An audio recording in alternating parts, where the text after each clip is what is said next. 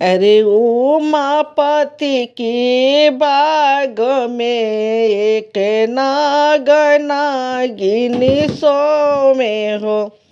अरे उमापति की बाग में एक नाग नागिनी सो में हो। अरे रोवेली गौरा बेटी लाटा धुने के सिया। अरे रोवेली गौरा बेटी लाटा धुने के सिया। अरे सब की बोल मुजी के हथिया से घोड़ावा। अरे सब की बोल मुजी के हथिया से घोड़ावा। अरे हमारी भोला हो बर के बासा बोएलावा। अरे हमारी भोला हो बर के बासा बोएलावा। अरे उमापति की बाग में एक नाग नागिनी सोए हो। अरे उमापति की बाग में एक नाग नागिनी सोए हो। अरे रोवेली गौरा बेटी लाटा धुनी के सिया।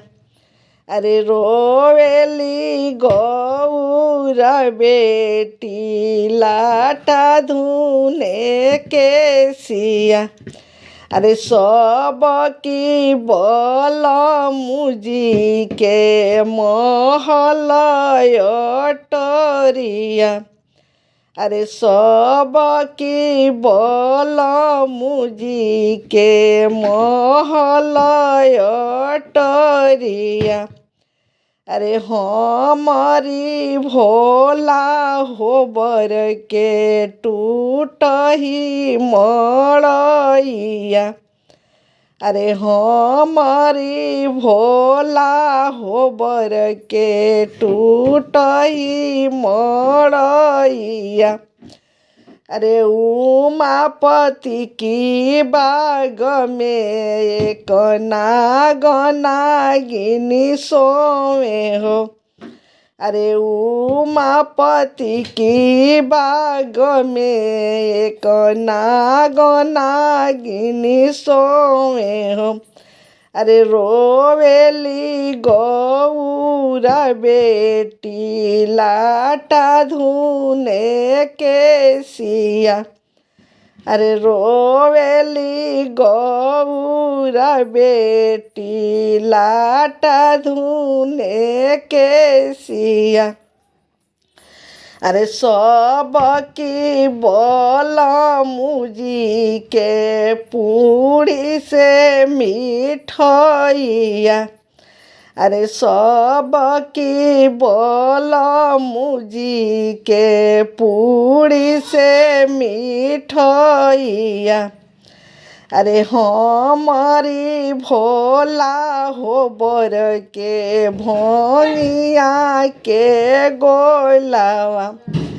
अरे हमारी बोल मुजी के भोनिया के गोलावा। अरे उमापति की बाग में एक नाग नागिनी सोए हो। अरे उमापति की बाग में एक नाग नागिनी सोए हो।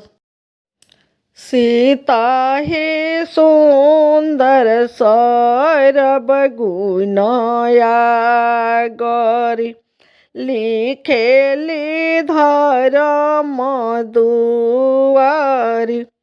सीता ही सुंदर सौरभ गुनया गरी लिखेली धर्म दुआरी धर्म दुआरिया सीता लिखियो न पावेली आई गईले श्री राम धर्म दुआरिया सीता लिखियो न पावेली आई गईले श्री राम के जे दिहल सीता पोथिया पतिरिका हो के दिहल कलम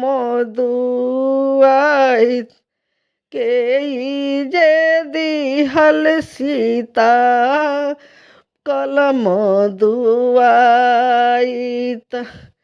के दिहल पोथिया पतिरिका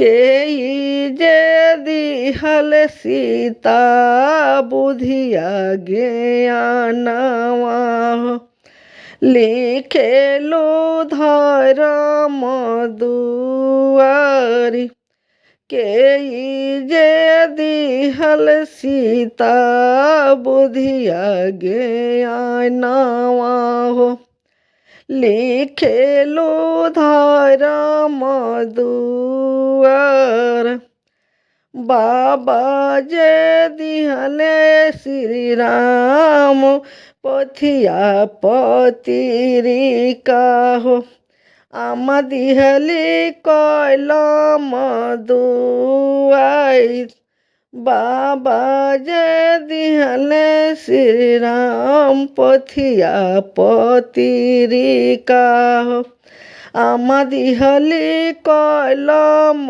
दुआई ब्रह्मा जी दिहले राम जी बुधिया ज्ञानवा हो लिखे धर्म दुआरी ब्रह्मा जी दिहले राम जी बुधिया ज्ञानवा हो लिखे धर्म दुआर के करो हउए सीता बारी दुलारी हो के करे हऊ तू पतोही के करे हउए सीता बारी दुलारी हो के करे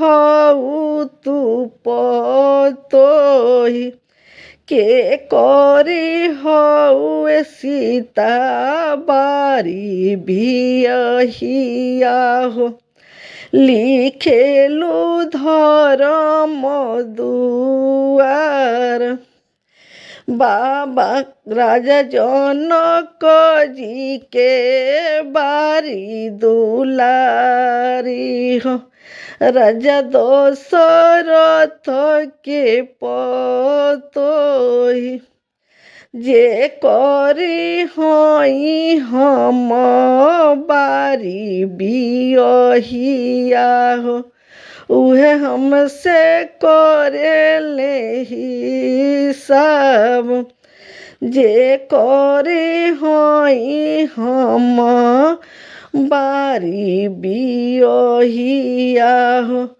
उहे हवन हमन श्री राम उहे हवन हमर श्री राम।